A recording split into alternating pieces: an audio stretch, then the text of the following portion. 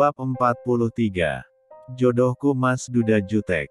Nahla turun dari mobil dengan wajah bingung, sementara pria itu terlihat santai berjalan ke arah pintu. Menyerukan salam yang langsung disambut ibu mertuanya. Assalamualaikum. Bu, sapa Hanan menyalim taksim ibu mertuanya. Waalaikumsalam. Alhamdulillah sehat, nak. Kalian apa kabar? Ica mana? Tanya Bu Kokom setelah meraih uluran tangan putrinya. Hanan baru jemput Nahla dari sekolah sekalian mampir, sudah lama tidak main.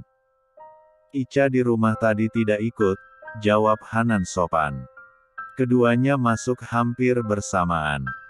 Hanan langsung mengambil duduk, sedang Nahla masuk ke dalam. Nahla kembali keluar sembari membawa nampan berisi minuman hasil karya ibu. Selebihnya perempuan itu masuk lagi setelah menaruhnya tepat di depan meja suaminya. Bapak belum pulang, Buk? Tanya pria itu berbasa-basi. Sore? Mungkin sebentar lagi, jawab ibu sembari menenteng kue kecil dalam toples. Ya sudah sama ibu saja nggak apa-apa, kata pria itu membuat Nahla yang di ruang tengah makin penasaran saja. Sebenarnya pria itu mau ngomong apa sih? Nak Hanan ada perlu sama bapak? Tanya ibu siap mendengarkan. Sama bapak dan ibu juga, tapi sama ibu juga nggak apa-apa.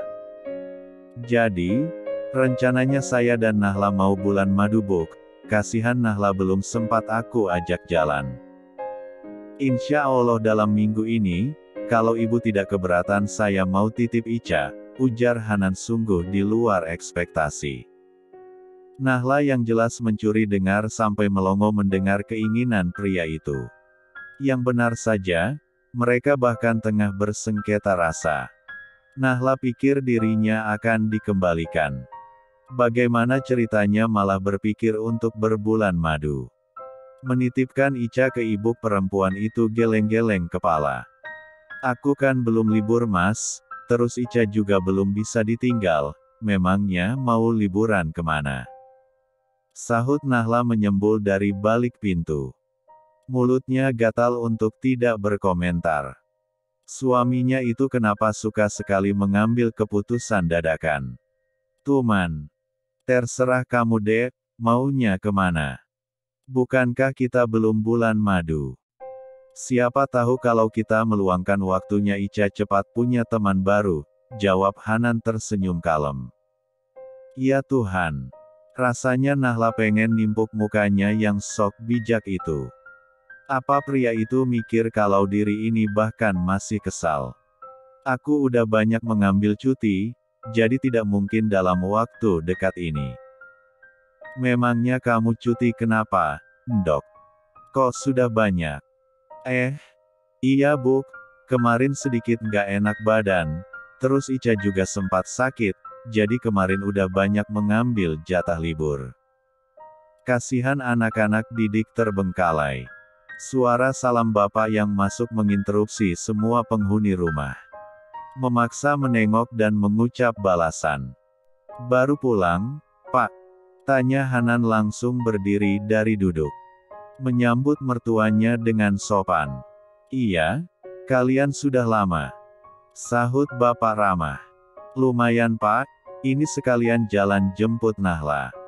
Ya sudah duduk dulu, bapak mau mandi dulu, ujarnya beranjak.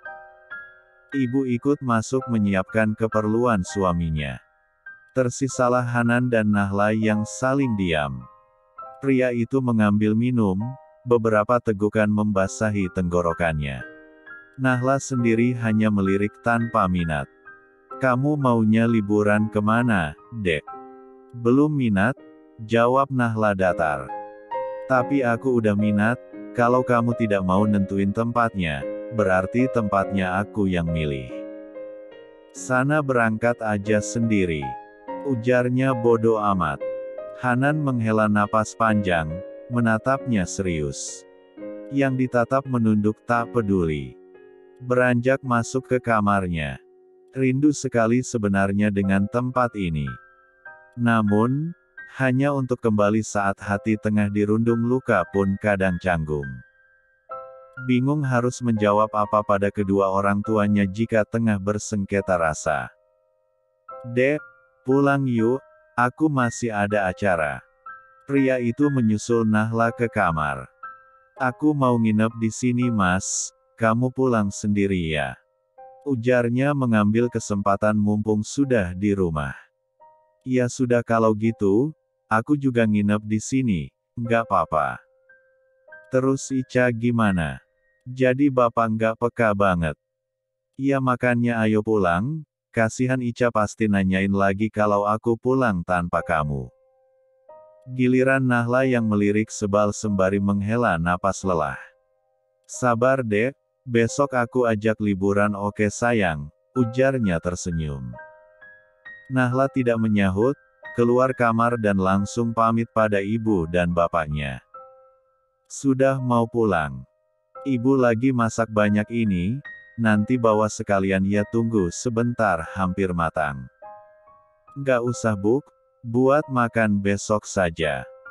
Kasihan Ica sudah sore pulang dulu, pamit Nahla pada kedua orang tuanya.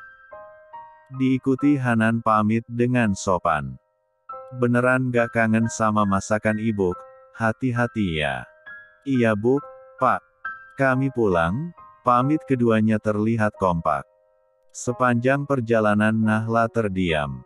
Namun, ia sedikit aneh saat Hanan menempuh jalan yang tidak biasa dilewati. Kita mau kemana? Tanya Nahla mulai waspada. Ke suatu tempat rahasia, jawab Hanan dengan senyuman.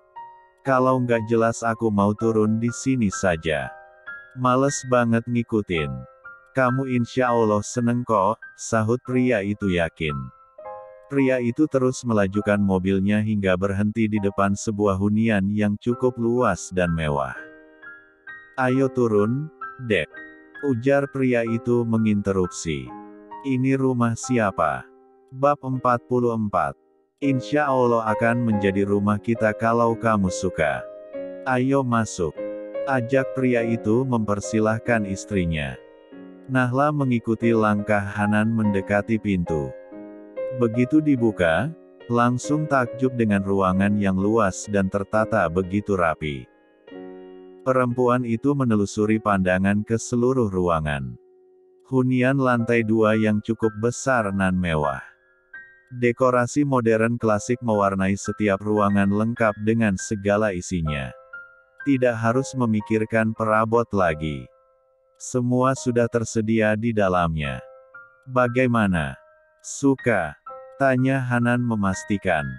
Nggak tahu, jawab Nahla datar. Loh, kok nggak tahu? Perasaan kamu setelah masuk ke rumah ini. Apakah lebih baik? Kamu tidak sedang modus kan? Aku masih kesel loh. Astagfirullah. Enggak dek, kalau nggak percaya sore ini juga kita pindahan ke sini, ujar pria itu meyakinkan. Ya mana tahu, hati orang kan siapa yang tahu, sahut Nahla tak serta-merta percaya begitu saja. Sini dek, sini. Seru Hanan menginterupsi istrinya. Pria itu menuju lantai 2 di mana ada kamar utama mereka di sana. Pria itu membuka pintu perlahan. Terlihat jelas isi kamar yang cukup luas dengan tatanan dan warna cat sesuai kesukaan Nahla. Ini kamar kita sayang, mulai hari ini dan seterusnya kita bakalan tidur di sini, ujarnya berbinar. Ada banyak harapan di setiap langkahnya. Di tempat yang baru, berharap hubungan pernikahan mereka akan lebih tertata dan bisa berjalan sebagaimana mestinya. Hanan sadar akan kesalahannya hingga membuat istrinya terluka. Dia berharap di tempat ini mereka bisa berdamai dengan perasaannya dan bisa membangun keluarga sebagaimana mestinya bersama keluarga kecil mereka. Nahla memasuki dan langsung melihat-lihat isi kamarnya. Pria itu cukup mengerti selera dirinya. Tidak bisa menampik, Nahla terlihat langsung merasa nyaman. Apa kamu mau mencobanya sekarang? Tanya Hanan sedikit menggoda. Duduk di ranjang mendekati Nahla. Apaan sih? Sana jangan dekat-dekat. Nahla masih terlihat enggan. Walau tidak sejutek tadi, nampaknya masih belum ingin didekati. Oke, mau nunggu di sini atau mau ikut pulang? Aku mau jemput Ica, ujarnya memberi pilihan. Terserah, jawab Nahla, bisa keduanya. Ya sudah, ikut saja ya, nanti sekalian ke sini bareng Ica. Dia pasti seneng banget bisa tinggal di kamar yang lebih bagus dan baru. Suasana baru yang pastinya akan membawa perasaannya lebih nyaman. Begitupun dengan Nahla yang tentu merasa berbeda. Berharap suaminya benar-benar bisa membawa diri dengan perasaannya. Menganggap dirinya ada dan bisa menghargai dirinya. Keduanya kembali ke rumah lama, sengaja menjemput Ica sore itu. Kita mau kemana, Ma, Pa? Tanya Ica saat kedua orang tuanya mengajak keluar. Ke suatu tempat, Ica bakalan punya kamar baru, jelas Hanan dengan wajah senang. Walau harus merogoh kocek yang cukup dalam, tak apa asal kedua wanita yang begitu penting dalam hidupnya itu bahagia. Kamar baru. Memangnya Mama mau pindah? Tanya gadis kecil itu sedikit bingung. Iya, Ica mau ikut Mama kan? Iya Ma, mau. Ica mau ikut Mama di mana Mama tinggal. Kita cari makan dulu ya, pada lapar nggak? Ica mau? Ica lapar, sahutnya riang gembira. Kamu mau makan apa, Dek? Aku ngikutin selera kamu. Ujar pria itu lebih banyak meminta pendapat. Terserah, jawab Nahla, bisa di mana saja. Malam ini sengaja makan di luar, tidak membiarkan Nahla repot di hari pertama tinggal. Terlebih memang belum ada stok bahan yang bisa dieksekusi. Mungkin besok baru dibeli untuk keperluan dapurnya. Ica sayang, minggu depan rencananya Papa sama Mama mau ada acara keluar kota. Ica kalau di rumah nenek dulu mau ya? Tidak lama kok, mungkin 5 hari saja, kata Hanan setelah makan. Mas, aku kan belum iyain, lagian jadwalku masih padat. Aku nggak mau absen lagi, sela Nahla jelas keberatan. Kamu sepertinya butuh liburan, jadi apa tidak sebaiknya minggu depan? Kok aku? Kamu deh kayaknya yang main iyain aja. Aku nggak deal, tolaknya cepat. Terus, maunya kapan? Nunggu libur sekolah jah. Kalau masih sabar, kalau nggak ya udah nggak usah sekalian. Oke, aku nurut, jawabnya mengalah. Nggak jadi ya Ma? Apa Ica nggak boleh ikut? Boleh kok sayang, tapi nggak jadi minggu depan. Nunggu liburan sekolah ya, kita liburan bareng, ujarnya tak masalah. Dek, ini gimana ceritanya kalau bocil ikut? Bukankah kita rencananya mau bulan madu? Bisik Hanan mendadak galau. Pikir nanti Mas, kamu kenapa mikirin bulan madu terus? Kemarin kemana aja? Giliran aku pengen diperhatikan saja nggak peduli, sekarang aja gini. Jangan dibahas terus, emangnya manusia nggak boleh salah. Nahla tidak menanggapi lagi, sibuk berbincang dengan Ica. Mereka langsung pulang ke rumah baru, Ica juga terlihat senang. Namun, karena belum terbiasa, ia sama sekali tidak mau ditinggal dari kamarnya yang cukup luas itu. Iya, Mama temani, ujarnya tak masalah. Malam ini mereka tidur bersama dengan Ica di antara tengah mereka. Bab 45. Hari ini Nahla mengajar seperti biasa sampai menjelang sore. Perempuan itu langsung pulang ke rumah tanpa mampir-mampir dulu mengingat Ica di rumah hanya dengan simbok saja. Buk, ini tadi ada titipan buat Ibu, ujar simbok menghampiri Nahla yang baru masuk. Titipan? Dari siapa, Mbok? Tanya perempuan itu bingung. Sedikit mengintip isinya. Tadi ada kurir yang nganter ke sini, katanya buat Bu Nahla, ujarnya menyampaikan pesan. Terima kasih Mbok, jawabnya sambil lalu. Ya, Ica mana? Tanya perempuan itu tidak menemukan putrinya. Tadi sama bapak, kurang tahu kemana. Oh, ya sudah nggak apa-apa. Berarti tadi Mas Hanan pulang ya Mbok. Hanya sebentar jemput Ica, lalu pergi lagi. Nahla langsung ke kamarnya di lantai 2. Kamar yang baru ia tempati dia hari ini setelah pindahan. Perempuan itu membuka paperback titipan dari asisten rumah tangganya. Ia sedikit aneh ketika menemukan sebuah gaun malam syar'i lengkap dengan hijabnya. Tak lupa terselip kertas bertuliskan, nanti malam dipakai ya dari suamimu, Hanan. Dalam rangka apa suaminya memberikan gaun malam muslimah? Haruskah Nahla memakainya, atau mengabaikan saja tanpa minat? Galau, alhasil memilih untuk memakai saja walau tidak tahu dengan perasaannya yang sekarang seperti apa. Ia juga sedikit berdandan agar makin kontras dengan penampilannya. Apakah suaminya menginginkan sambutan selamat datang sehabis pulang kerja? Sudah lama sekali Nahla mengabaikan kebiasaan baik itu semenjak mereka bertengkar. Bahkan terasa sudah mulai nyaman walau tahu itu salah. Kekesalan telah membawanya menjadi pribadi yang sedikit cuek dan masa bodoh. Tentu saja demi menjaga kewarasan dirinya. Tak berselang lama suara deru mesin mobil memasuki jalan rumahnya. Nahla mengintip dari balkon kamarnya. Mas Hanan sudah pulang dan mendadak Nahla sedikit deg-degan. Pria itu sedikit berlari menaiki anak tangga. Tak sabar ingin berjumpa dengan istrinya di rumah yang mungkin sudah menunggu.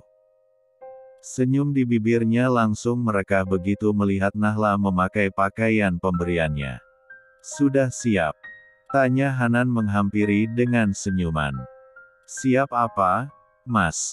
Tanya perempuan itu agak bingung. Kamu cantik sekali, ayo sayang. Seru pria itu sembari memujinya. Kemana, Mas? Ica bagaimana? Tanya Nahla semakin bingung. Udah, ikut aja. Malam ini kita makan di luar ya. Ica sudah berada di tempat yang aman, ujar pria itu santai. Hanan sengaja mengajak dinner romantis berdua. Hal pertama yang baru saja kesampaian. Ia bahkan baru sadar, belum sempat menggali hatinya terlalu dalam. Belum sempat mengajaknya berpetualang mengutarakan isi hatinya. Walaupun tanpa pengakuan itu seharusnya ia tahu dirinya bukan hanya sekadar butuh. Tetapi nyatanya juga mencintainya. Terbukti begitu nelangsa saat kehilangan. Disitulah ia tersadar, bukan hanya putrinya yang merasa nyaman, tetapi dirinya juga telah jatuh cinta padanya. Memikirkan setiap hari, dan bahkan merasa sakit hati saat diabaikan. Malam ini malam kita berdua, aku ingin kamu bahagia menikmatinya, begitupun dengan aku. Mari kita lupakan masalah kemarin dan memulai hidup yang baru. Maaf kalau aku baru menyadari hal itu dan semoga belum terlambat untukku, ucap Hanan sungguh-sungguh. Kamu yakin dengan perasaanmu, Mas? Akan aku pastikan ini kesempatan terakhir untukmu, sahut Nahla tak kalah serius. Lelah hati menghadapi semuanya. Berharap menikah sekali saja dengan pria yang mencintainya dan juga dicintainya. Apa wajahku terlihat sedang bercanda? Tentu saja aku serius, aku bahkan mulai jatuh cinta padamu, Nahla, ucapnya terdengar tulus sembari meraih tangannya. Aku berharap kamu tidak membuat aku kecewa lagi, Mas, aku selalu paham dan tidak akan menuntut untuk kamu melupakannya. Aku hanya minta kamu menghargai orang yang jelas ada di depan matamu. Karena tidak dianggap itu sakit, ujar Nahla mengeluarkan isi hatinya. Sesh. Aku paham itu, Maafkan aku yang pernah keliru. Berhenti menghukumku karena aku sudah tidak sanggup lagi menahan semua perasaan ini. Apa kamu mencintaiku? Tanya Nahla ragu. Iya, tentu saja aku mencintaimu. Bukan hanya karena Ica saja. Tanya perempuan itu lagi memastikan. Tentu saja harus diimbangi dengan perbuatan nyata sehari-hari. Tentu saja bukan. Untuk apa aku memenuhi semua keinginan kamu kalau tidak ada rasa cinta? Bisa kita memulai dinner malam ini penuh dengan keromantisan. Emang kamu bisa romantis? Bisalah, walau dikit sih. Pahamilah suamimu itu type pria begini. Jadi jangan ngambek lagi. Ngambek juga ada sebabnya, ujarnya menyela. Iya aku minta maaf. Jadi malam ini kita berdamai bukan? Masih ada keselnya dikit. Apa yang masih membuatmu mengganjal sejauh ini kita melangkah? Aku butuh bukti, bukan sekadar janji. Karena perasaan itu yang akan semakin mengikat, bukan hanya sekadar omongan belaka.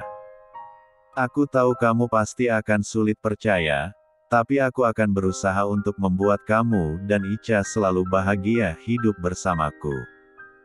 Sampai jumpa di bab selanjutnya.